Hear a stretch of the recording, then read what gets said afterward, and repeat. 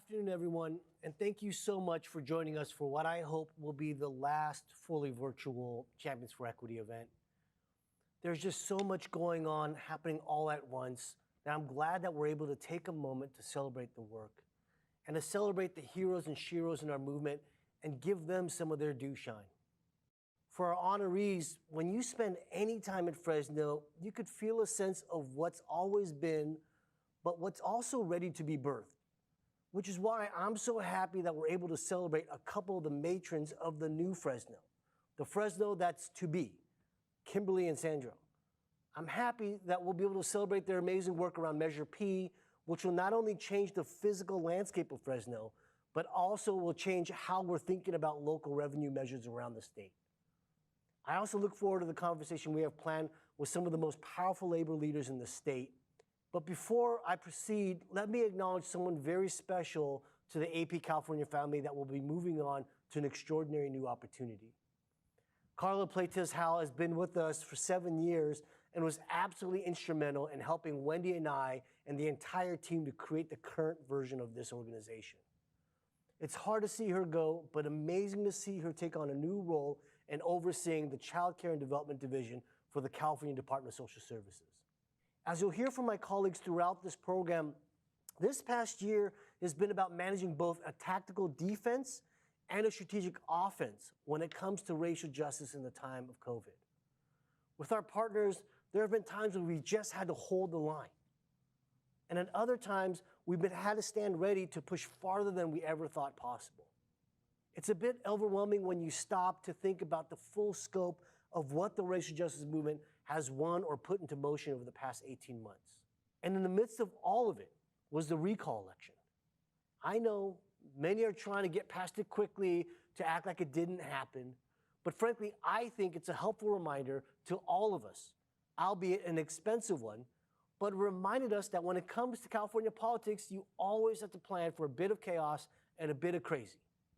And that above and beyond whatever is happening at the political class level in this state, the ever-growing power of multiracial community organizing groups is the real story there.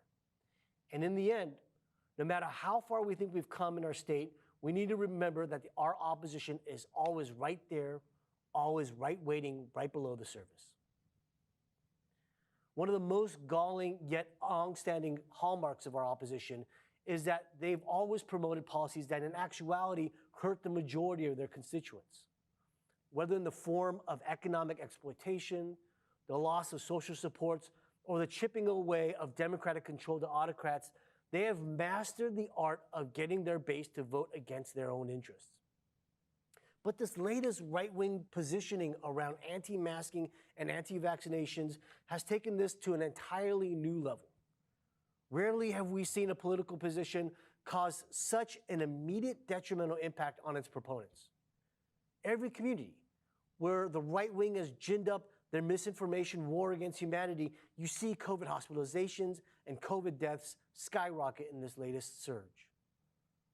All without fail, and all of it completely preventable. It's been difficult to watch this hyper-cannibalistic form of politics ravage communities here in California, and of course, frightening to see its ripple effects spreading throughout the state. And this isn't about masks. And it's certainly not about the sanctity of one's own bodies, because it's the same people that are cheering on the medieval anti-choice policies in places like Texas. What is clear is that all of these zombie-like political positions are animated by their fear of and hatred of people of color and the inclusive democracy we are all trying to build. Their racial animosity runs so deep that they're willing to lay their own well-being and their lives to the altar of hate. Yeah, it's our job to call out the lunacy when we see it, to do all we can to push back against the politics of grievance. But we also have to retain our ability to play both offense and defense, as I've said. We have to be careful not to take the bait and let them goad us to their level, because in the end, we have a much bigger job here in California. We need to be clear at this moment that the opposite of the right is not just the left. The opposite of the right is for us to move forward. And if we do our jobs correctly, where we win our campaigns, ensure things are properly implemented, and Californians actually start to feel the impact of our work, then we might be telling a new American story. Not one of manifest destiny or a white savior to the savage world, but a story where it's those that were treated the least in this country, people of color and our allies, that in the end will be the saviors of our democracy. Not simply because we won some electoral battle, but because we have a better vision for the future and we're willing to put in the hard work to actually get there. So let me end with this. There's a part of me that also thinks that this anti-vax and anti-masking hype is about changing the conversation. Because at the onset of the pandemic, when things were at their darkest and society was at its barest, it became clear to everyone who was actually essential. It became clear that it was essential workers that kept the lights on and the food on the table, that cared for our elderly and educated our children. And for a moment, America actually stood unified on who our real heroes were. And there was this potential to open up new solidarities and new paths for power shifting. But that kind of clarity and those solidarities were a fundamental threat to the right's politics of division and extraction. And so they needed to change the conversation.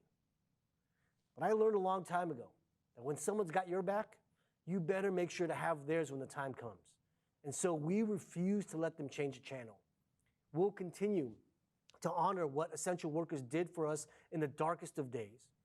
And even more importantly, we at Advancement Project California are deepening our commitment to stand in solidarity with them and to support them in their fight for a safe and dignified workplace through this pandemic and beyond. So in that vein, let me transition to a conversation with those representing some of the most essential of essential workers in our state and region.